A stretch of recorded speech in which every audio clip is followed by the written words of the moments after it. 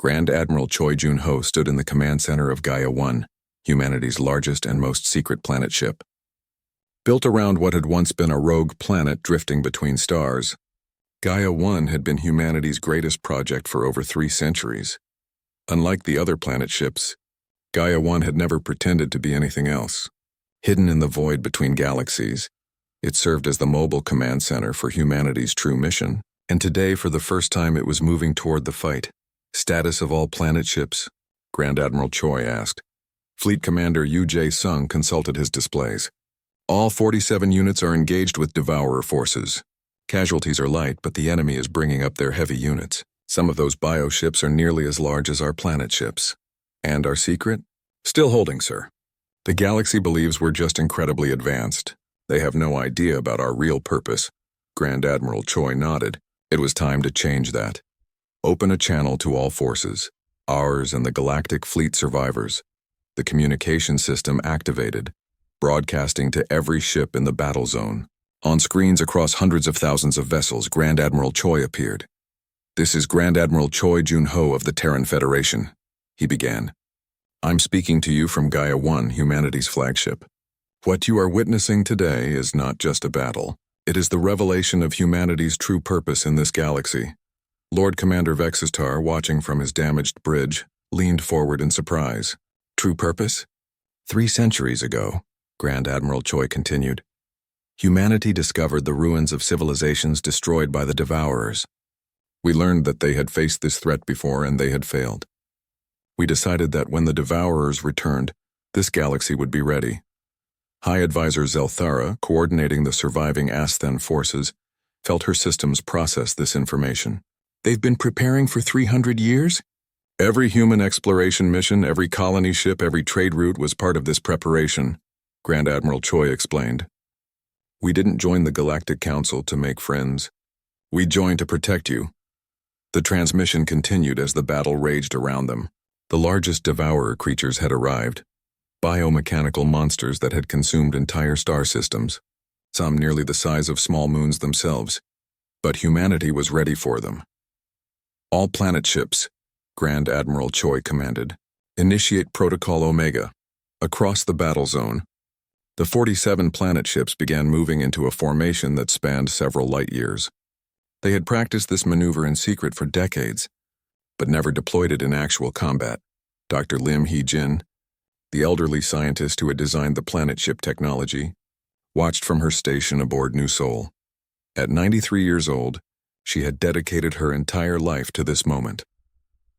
Initiate quantum entanglement links, she announced to her team. The planet ships began connecting to each other through quantum communication networks. Suddenly they weren't just 47 separate ships, they were components of one massive system. Formation complete, Fleet Commander Yu reported. All planet ships report ready. Then let's show the Devourers what creation looks like when it fights back, Grand Admiral Choi said. What happened next was beyond anything the galaxy had ever imagined.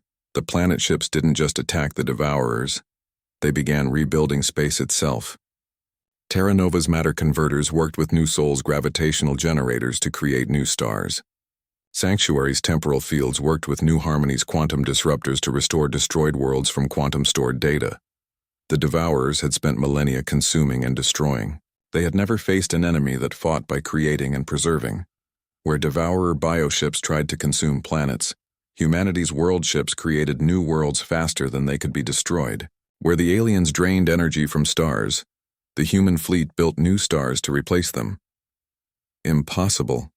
The largest Devourer creature communicated in frequencies that hurt to hear. Creation cannot defeat consumption. Order cannot defeat entropy. Watch us, Grand Admiral Choi replied. The planet ships revealed their ultimate capability. They weren't just weapons or factories, they were arcs. Every world the Devourers had destroyed, every species they had consumed, every star they had drained, humanity had been quietly preserving quantum-level backups for 3 centuries. New worlds began appearing in the empty spaces where Devourer consumption had left nothing. Not copies or simulations, but perfect restorations of destroyed civilizations, complete with their original inhabitants. The Devourers, faced with an enemy that turned their greatest weapon, consumption, into fuel for creation, began to retreat. For the first time in millions of years, they were losing. All ships pursuit course, Grand Admiral Choi ordered. But then he paused. No, let them go. Fleet Commander Yu looked surprised. Sir, we have them on the run. The galaxy needs to understand something, Grand Admiral Choi explained. We didn't build this fleet to conquer. We built it to protect. As the Devourer fleet retreated into the void between galaxies, the planet ships began their most impressive demonstration yet. Working together, they repaired the battle damage across the entire sector. Destroyed ships were rebuilt from quantum patterns. Dead crew members were restored from backed-up neural engrams. Even entire destroyed worlds were reconstructed. The surviving galactic forces watched in amazement as humanity undid the damage of the entire war in a matter of hours. Lord Commander. Vextar stood on his restored bridge, staring out at the Eternal Glory's hull, which showed no signs of the terrible damage it had suffered. They brought my crew back, he whispered. The people who died, they're all alive again. High Advisor Zelthara ran diagnostics on her restored systems. According to her sensors, her ship was in better condition than when the battle had started. A new transmission came from Grand Admiral Choi.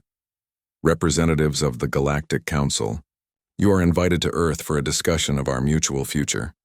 2 weeks later, the most powerful leaders in the galaxy found themselves in a simple garden on Earth. President Moon Hyejin sat at a wooden table, serving tea as if nothing unusual had happened. I trust you're satisfied with humanity's contribution to the defense effort, she asked politely. Lord Commander Vextar, still processing everything he had witnessed, could only nod. Your planet ships, they're beyond anything we imagined possible.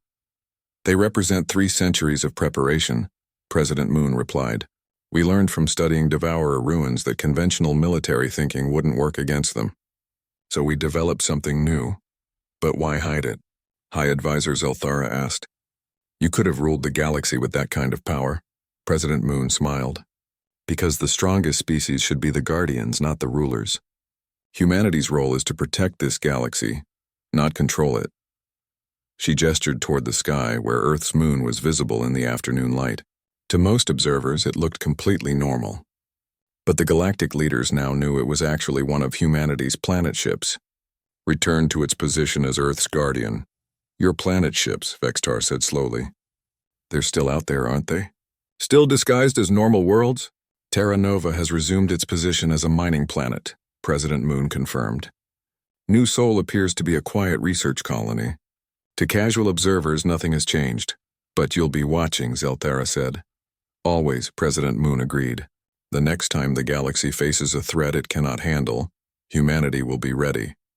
As the alien delegates prepared to leave Earth, they carried with them a new understanding of their place in the galaxy. They had thought themselves the apex of civilization, but they were really the children being protected by a guardian they had never recognized. Dr. Lim Hee-jin stood in her laboratory aboard New Sol, now disguised once again as a simple research station.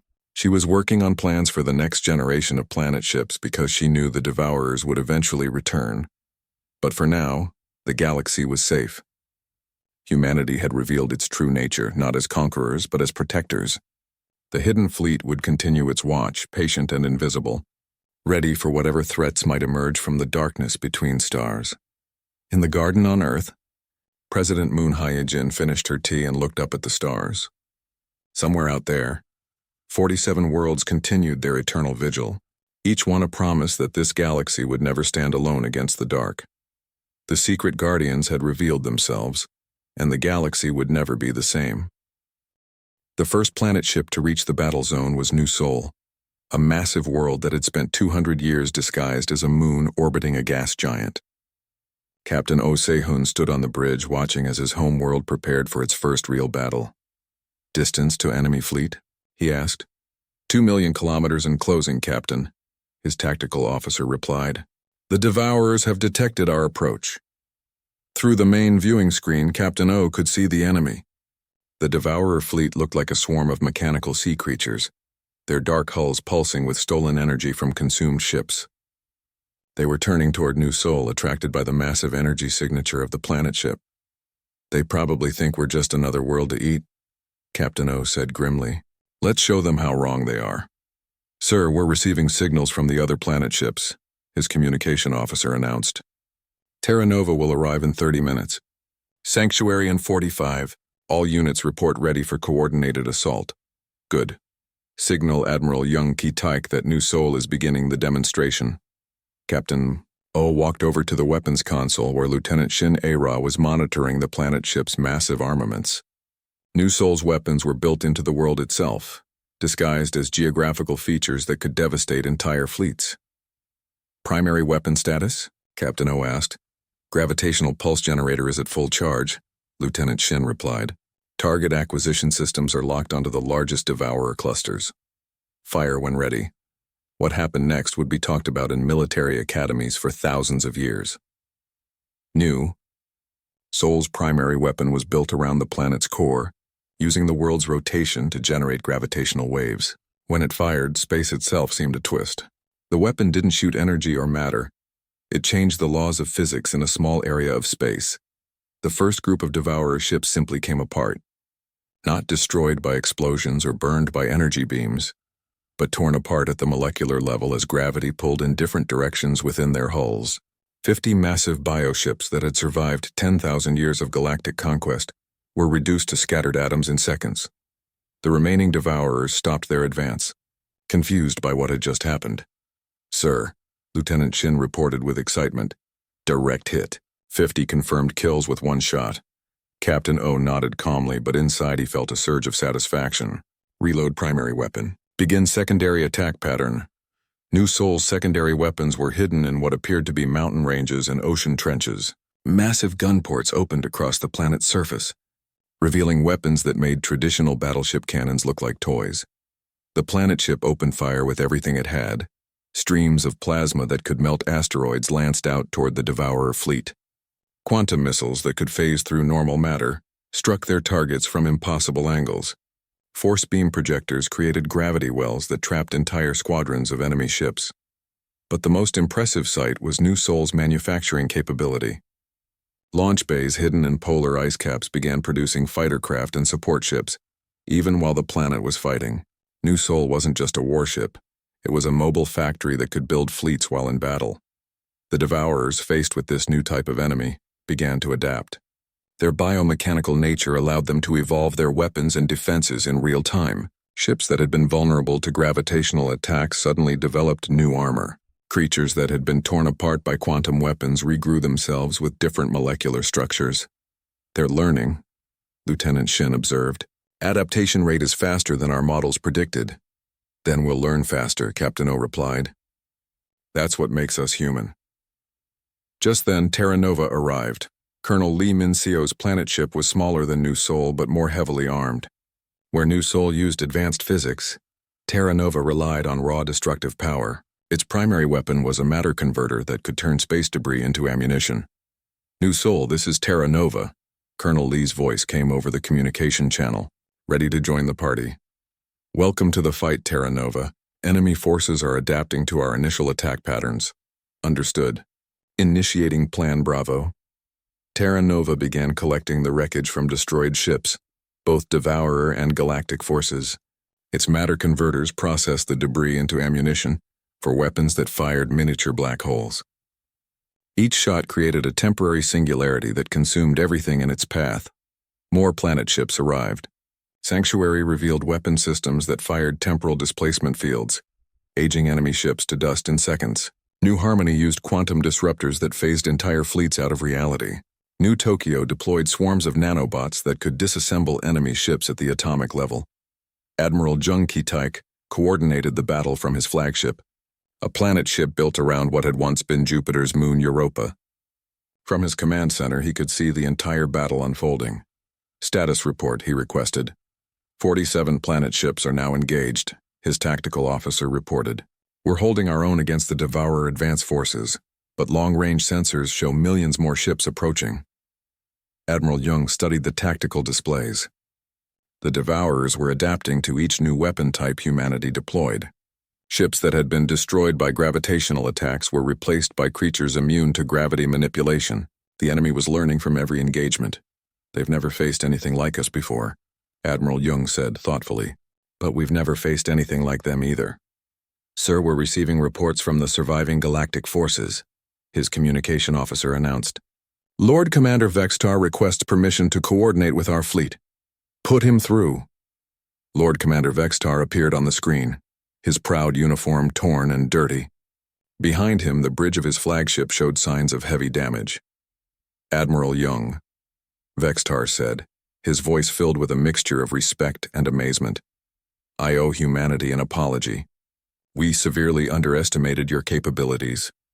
Apology accepted, Commander. Can your remaining forces support our operations? We have maybe 50,000 ships left from the original fleet. Nothing compared to your planet ships, but we're ready to follow your lead. Admiral Young nodded. Very well. Have your forces formed defensive screens around our planet ships? We'll handle the heavy fighting. As the battle continued, it became clear that this was unlike any war the galaxy had ever seen. Traditional concepts of fleet combat meant nothing when entire worlds were fighting. The scale was beyond imagination. Planets dueling with biomechanical creatures the size of moons, weapons that could crack continents, shields that could withstand the energy output of stars. The Devourers, for their part, were learning that this galaxy was very different from the ones they had consumed before. These humans didn't just build bigger ships. They thought differently about war itself. Every planet ship was unique, with weapons and capabilities tailored to different types of combat. Sir, Lieutenant Shin called out from her station on New Sol. The enemy is withdrawing their advance forces. Captain O looked at the tactical display. The surviving Devourers were pulling back but not retreating. They were regrouping. They're getting ready for a major assault, Captain O realized. Signal all planet ships. Phase 2 is about to begin. Across the human fleet, the planet ships began moving into new formations. They had shown the galaxy what they could do individually. Now it was time to show what they could accomplish working together. The Devourers massed for their counterattack, bringing forward creatures that dwarfed even their largest previous ships. Some were the size of small planets themselves, biomechanical horrors that had consumed entire star systems. The real battle was just beginning. The Kepler sector had never seen so many ships in one place. Over 400,000 vessels from across the galaxy formed battle lines that stretched across multiple star systems. The Valkyrian Empire's purple and gold fleet held the center, while the Asthan Confederation's silver ships took the flanks. Dozens of other species filled the gaps with their own forces. Lord Commander Vextar stood on the bridge of his flagship, the Eternal Glory, watching the enemy approach on his tactical displays. The Devourer fleet looked like a dark stain spreading across space, but he was confident. Numbers would win the day just like they always had. All ships report ready, my lord, his tactical officer announced. Excellent, Vextar replied. Today we show these ancient monsters what modern warfare looks like. High Advisor Zelthera monitored the battle from her command ship, the Quantum Dawn. Her advanced sensors were picking up strange readings from the approaching enemy fleet. The biosignatures were unlike anything in their databases. Something is wrong, she told her science officer. These ships don't match our historical records of Devourer technology. Perhaps they have degraded over time? The officer suggested. No, Zelthara said slowly. I think they have evolved. The first contact came when a group of Devourer scouts reached the outer edge of the galactic fleet. The alien creatures looked like massive sea creatures crossed with starships, their bodies pulsing with dark energy. All ships open fire, Lord Commander Vextar ordered. The combined firepower of the galactic fleet lit up space. Plasma beams, quantum torpedoes, and gravity missiles struck the Devourer scouts. The explosions were bright enough to be seen from nearby planets. When the light faded, the scouts were still there. Not only were they undamaged, they seemed bigger. Impossible, Vextar whispered. The scouts began to move toward the main fleet. Where their tentacles touched galactic ships, the metal began to dissolve. Entire cruisers vanished into the creatures' bodies in seconds. They're eating our ships. Someone screamed over the communication channels. All units retreat to secondary positions. High Advisor Zelthara ordered, but it was too late. The main Devourer fleet had arrived. Millions of biomechanical ships poured into the Kepler sector like a dark tide. They moved with purpose, surrounding the galactic fleet from all directions. Each Devourer ship was unique, having grown and adapted over the millennia. The battle that followed was a massacre. The Carillion Republic's proud fleet lasted 15 minutes. The Nexon tribes fought bravely but were consumed within the hour. Even the advanced Asthan ships with their quantum weapons could barely scratch the enemy. On Nexus Prime, the Galactic Council watched their fleet being destroyed in real time. The chamber was filled with shocked silence as species after species reported their forces being wiped out. "We need more ships," the council speaker said desperately. "Contact every world, every colony. Send everything that can fly." "Sir," a communication officer called out, "we're receiving a priority message from Earth." "Earth?" The speaker looked confused. What could they possibly want? On the main screen, President Moon Hee-jin appeared. She looked calm and composed, sitting in her office as if nothing unusual was happening. "Honored Council Speaker," she said politely, "I understand you're experiencing some difficulties with the Devourer fleet." "Some difficulties?" Lord Commander Vextar shouted from his damaged flagship. "They're destroying everything. We need every ship you have." "Of course," President Moon replied. "Humanity will deploy appropriate measures immediately." "Appropriate measures?" High Advisor Zelthura asked. "What does that mean?" "You only have 200 ships." President Moon smiled mysteriously. "We'll do what we can." The transmission ended, leaving the council members confused and desperate. In the Proxima Centauri system, something impossible began to happen. Major Kim Woo-jin was piloting a reconnaissance ship near what everyone thought was a barren planet called Terra Nova. He was supposed to be monitoring deep space communications, but instead he found himself staring at his instrument panels in disbelief. "This can't be right," he muttered. According to his sensors, Terra Nova was moving, not drifting slowly like planets sometimes did, but actually moving with purpose. The entire world was changing course. "Control, this is Scout 7. He radioed back to his base. "I'm seeing some very strange readings from Terra Nova." "Define strange, Scout 7. Kim Woo-jin watched his displays as massive energy signatures began appearing all over the planet's surface. "Control, I think Terra Nova is waking up." Suddenly, the planet's surface began to change. What had looked like mountain ranges split open, revealing massive thruster arrays. The polar ice caps slid away, showing weapon systems that dwarfed anything Kim Woo-jin had ever seen. "Dear God," he whispered. "It's not a planet. It's a ship." Terra Nova's engines ignited, creating thrust flames that stretched for millions of miles. The massive world ship began accelerating toward the battle zone, leaving its orbit for the first time in 3 centuries. But Terra Nova was not alone. Across human space, similar awakenings were happening. New Sol, disguised as a gas giant's moon, suddenly revealed itself as humanity's largest planet ship. Sanctuary, which had pretended to be an asteroid for decades, opened weapon bays the size of continents. In the Sol system, even Earth's moon began to move. The galaxy's communication networks exploded with reports of planets breaking orbit. Alien observers couldn't believe what they were seeing. Worlds that had been charted and studied for centuries were revealing themselves as massive warships. "How many?" High Advisor Zelthura asked her science team. "We count 47 separate contacts, Advisor," her chief scientist reported, all previously catalogued as natural celestial bodies in human space. Lord Commander Vextar, retreating from the Devourer onslaught with what remained of his fleet, received the reports with growing amazement. "You're telling me," he said slowly, "that humans have been hiding planet-sized warships in plain sight for centuries?" "It appears so, my lord. And we mocked them for offering only 200 ships?" "Yes, my lord." Vextar sat down heavily in his command chair. "We are idiots." On Terra Nova, Colonel Lee Minseo stood in what had once been disguised as a geological research station, but was actually the planet ship's main bridge. Through the viewing ports, she could see space rushing past as her world accelerated toward the battle zone. "Estimated time to contact?" she asked her navigation officer. 6 hours at current acceleration, Colonel. Weapons status? Primary systems at 90% charge. Manufacturing bays are already producing support craft. Will arrive ready for full combat operations." Colonel Lee nodded and activated the ship-wide communication system. "Attention all personnel. This is Colonel Lee. For 300 years, Terra Nova has been humanity's hidden guardian. Today we reveal ourselves. Today, we show the galaxy what we're really capable of." Similar announcements were being made on 46 other planet ships as humanity's hidden fleet converged on the battle zone. Major Kim Woo-jin, still following Terra Nova in his small scout ship, recorded everything.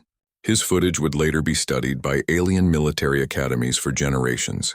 But right now he was just trying to process what he was seeing. They turned entire worlds into spaceships, he said into his recorder. Planets with cities, people, ecosystems, all of it mobile. How is this even possible? The answer was 3 centuries of careful planning and incredible engineering. Humanity had learned from the ancient Devourer ruins that conventional fleets couldn't win this kind of war. So they had built something entirely different. As the planet ships approached the battle zone, the surviving galactic forces began to rally. For the first time since the battle began, they had hope. The Devourers, still consuming the remains of the original fleet, suddenly found themselves facing an entirely new kind of enemy. Planets were coming to fight them. The real war was about to begin. In the cold darkness between galaxies, something ancient stirred. Ships the size of moons drifted through the empty space, their black hulls covered in strange patterns that seemed to move when no one was looking. These were the Devourers, and they had been sleeping for 10,000 years. On the command ship, a creature that might once have been alive opened eyes that glowed like dying stars. It remembered the taste of civilizations, the sweet energy of entire worlds consumed. The galaxy ahead sparkled with billions of lights, each one a meal waiting to be eaten. The awakening signal spread through the massive fleet. Millions of ships began to move, their biomechanical engines creating ripples in space itself. They had grown stronger during their long sleep, fed by the energy of consumed galaxies. This time, nothing would stop them. Back in the Milky Way, Fleet Admiral Baek Jin-ho stood in a control room that didn't appear on any official maps. The room was built inside what everyone thought was Earth's moon, but Admiral Baek knew better. He knew that Luna had been hollow for 300 years. Status report, Admiral Baek said to his second-in-command. All 47 units are responding. Sir, replied Captain Yoon So-young, checking her displays. Power systems are coming online across the network. Admiral Baek nodded and walked over to the main viewing screen. It showed what looked like a peaceful view of Earth floating in space. But he could see the hidden truth. Tiny lights were beginning to flicker deep beneath the planet's surface. How long since Project Gaia began? Admiral Baek asked. 312 years, sir, Captain Yoon replied. Ever since we found those first Devourer ruins on Kepler 442b. Admiral Baek remembered the reports from that archaeological dig. Humanity had been so excited to find proof of ancient alien civilization. Then they realized what had happened to that civilization. The planets had been cracked open like eggs, their cores drained of energy. Entire star systems had been stripped clean. That's when humanity decided to prepare for the Devourer's return. Sir, Captain Yoon called out. We're getting the first scout reports from the Outer Rim. The main screen changed to show a Valkyrian patrol fleet. Admiral Baek counted 12 ships, each one the size of a city. They were impressive vessels armed with weapons that could level mountains. Then something else appeared on the screen. It looked like a jellyfish made of metal and flesh. But it was bigger than the entire Valkyrian fleet combined. Dark tentacles reached out from its body, and where they touched the patrol ships, the metal began to dissolve. Dear God, Captain Yoon whispered. The Valkyrian ships fired everything they had. Plasma cannons, quantum missiles, gravity bombs. The weapons lit up space like fireworks, but when the light faded, the creature was still there. If anything, it looked bigger. One by one, the Valkyrian ships vanished into the creature's body. Admiral Baek watched in silence as 12 proud warships were consumed like snacks. Get me a connection to General Park Dong-hyun, Admiral Baek ordered. A few seconds later, General Park appeared on the communication screen. He was sitting in what looked like a normal military office, but Admiral Baek knew it was actually built inside Ceres, the dwarf planet between Mars and Jupiter. I saw the reports, General Park said without waiting for questions. How many Devourers are we looking at? Our deep space sensors are picking up millions of contacts, Admiral Baek replied. Maybe tens of millions. They're not just back, General. They're back in force. General Park was quiet for a moment. The Galactic Council has no idea what's coming, do they? None. They think this is going to be a normal war with normal enemies. Lord Commander Vextar is probably planning glorious charges and heroic battles. Poor bastards, General Park said. What about our people? Are they ready? Admiral Baek looked around his control room. Dozens of technicians worked at stations that monitored 47 hidden installations across human space. On the screens, he could see Terra Nova getting ready to move. New Sol was charging its primary systems. Sanctuary was opening launch bays that had been disguised as mountain ranges. Dr. Yoon So-young finished the final checks yesterday, Admiral Bayek reported. Every planet ship is operational. We have enough firepower to crack continents and enough manufacturing capability to build fleets while we fight. And they're all still invisible? As far as the galaxy knows, Terra Nova is just a boring rock planet with some mining stations. New Sol looks like a gas giant's moon. Even our own people don't know what they're living on unless they have the clearance. General Park smiled grimly. 300 years of preparation. I hope it's enough. It will be, Admiral Back said. The Devourers think they're facing the same kind of prey they've always hunted. They have no idea that this galaxy has been getting ready for them. The communication ended and Admiral Bayek turned back to the tactical displays. The Devourer fleet was still days away from the main shipping lanes, but their scouts were already causing panic. Sir, Captain Yoon called out, we're receiving an emergency broadcast from Nexus Prime. The council speaker's voice filled the control room, shaking with fear. All member species are ordered to deploy their fleets immediately. The enemy has destroyed our outer defenses. This is not a drill. Repeat, this is not a drill. Admiral Bayek almost felt sorry for them. The Galactic Council was about to throw hundreds of thousands of ships at an enemy they didn't understand, using tactics that hadn't changed in centuries. Captain Yoon, signal all units to begin Phase 1 preparation, Admiral Bayek ordered. Yes, sir. Sending activation codes now. Across human space, things that had pretended to be planets for centuries began to wake up. Deep inside Terra Nova, massive engines that had been disguised as the planet's core started warming up.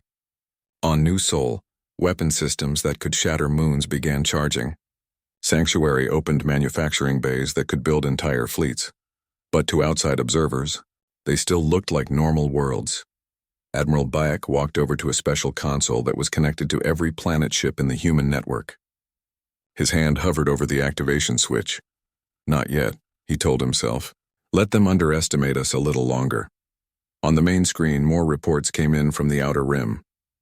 The Devourers were moving faster than expected, consuming everything in their path. Asteroid fields, space stations, even small moons vanished into their hungry bodies.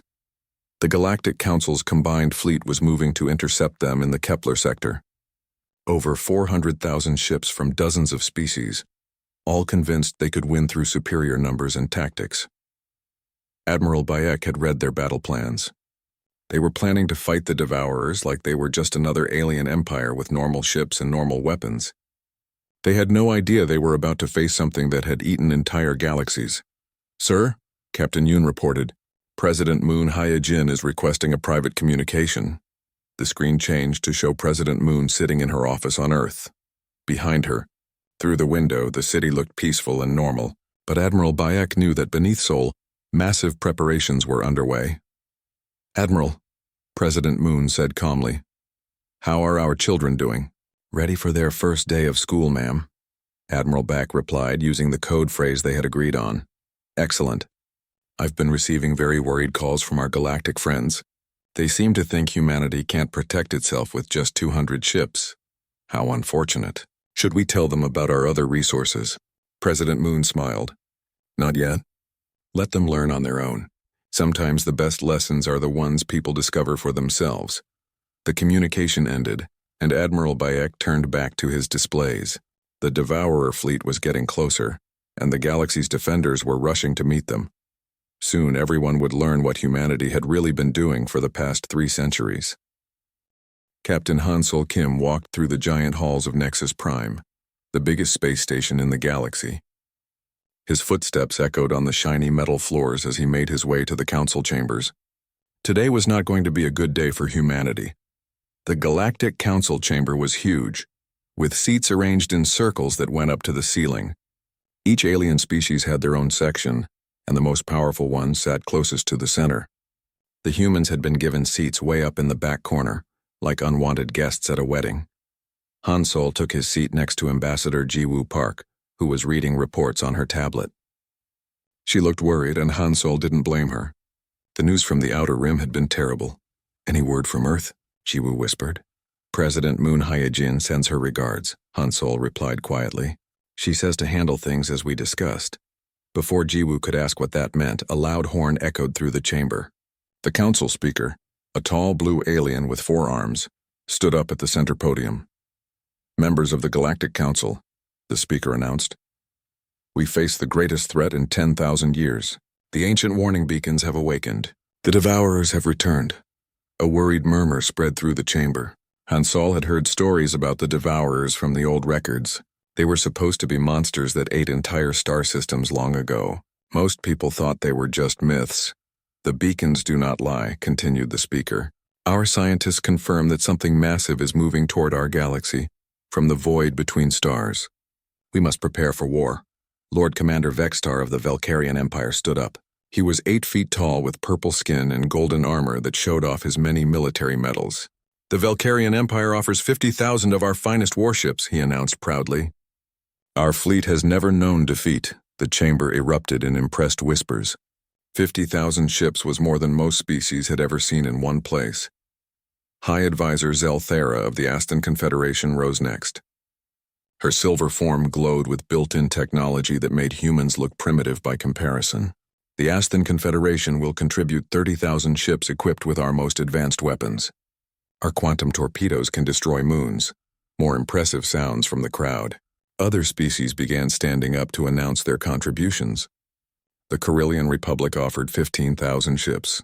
The United Tribes of Nexon promised 20,000. The numbers kept growing. Han Sol watched it all with a calm expression. He had been expecting this. And what? Lord Commander Vextar said loudly. Does humanity offer to this grand alliance? His tone made it clear he expected very little. Han Sol stood up slowly. The chamber went quiet as all eyes turned to the human section. He cleared his throat and spoke in a clear voice. The Terran Federation offers 200 of our finest warships. The silence lasted for about 3 seconds. Then the laughter started. Lord Commander Vextar laughed so hard his medals rattled. 200? Did I hear correctly? 200 ships? High Advisor Zelthara's glowing form flickered with what humans had learned was Aston amusement. Surely there has been some mistake. Perhaps the human means 2,000? No mistake, Han Sol said calmly. 200 ships ready for immediate deployment. The chamber exploded with laughter and mocking comments. Someone in the Carillion section shouted, Maybe they can carry our supplies. This brought even more laughter. Lord Commander Vextar wiped tears from his eyes. 200 ships against an enemy that destroyed civilizations? Human, your species should stick to mining asteroids and leave the fighting to real warriors. Ambassador Jiwoo started to stand up, angry, but Han Sol put a gentle hand on her arm. He was still smiling that same calm smile. Of course, Han Sol said, Earth does have some additional defensive measures in place, if they become necessary. Defensive measures? High Advisor Zelthara asked. What sort of defensive measures? Han Sol shrugged. Oh, nothing special. Just some old projects we've been working on. Probably won't be needed with all your impressive fleets protecting us. More laughter filled the chamber. The speaker had to bang his gavel several times to restore order. Very well, the speaker announced. The human contribution is noted. Given your limited resources, we assign humanity to guard the supply routes in the rear sectors, far from any actual danger. How kind, Han Sol replied. We'll do our best not to disappoint. As the council meeting continued planning battle formations and strategies, Han Sol and Jiwoo were basically ignored. The alien species talked over them and around them, making plans for a war they clearly didn't think humans could help with. After the meeting ended, Jiwoo and Han Sol walked back through the station corridors. Jiwoo was quiet for a long time before finally speaking. That was humiliating, she said. 200 ships. They're going to get slaughtered out there and they think we're useless. Are we useless? Han Sol asked. Jiwoo looked at him strangely. What do you mean? I mean President Moon Hyejin didn't seem worried when I spoke to her yesterday. In fact, she seemed almost excited. Excited? About a war with ancient monsters? Han Sol stopped walking and turned to face her. Jiwoo, in all your years as an ambassador, have you ever wondered why Earth was so eager to join the Galactic Council? Why we've been so helpful and friendly to everyone? Because we wanted to be part of the galactic community? Maybe, Han Sol said. Or maybe we wanted to keep an eye on things. Make sure we knew what was happening out here. Before Jiwoo could ask more questions, Han Sol's communicator buzzed. He looked at the message and his smile grew wider. "What is it?" Jiwoo asked. "A message from Commander Kang Taemin on Earth. He says the family reunion is ready to begin." "Family reunion?" Han Sol looked out through one of the station's big windows at the stars beyond. "Something tells me this war is going to be very different from what our alien friends expect." "Han Sol, you're scaring me." "What aren't you telling me?" Han Sol put his hand on her shoulder. "Don't worry, Jiwoo. Humanity has never let its friends down before. Why would we start now?"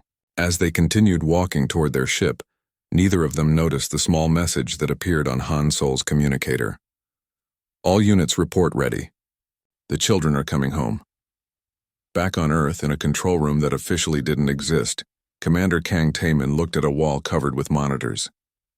Each monitor showed what looked like a normal planet or moon floating peacefully in space. But Kang Taemin knew better. He knew what those planets really were. He pressed a single button and across human space the awakening began.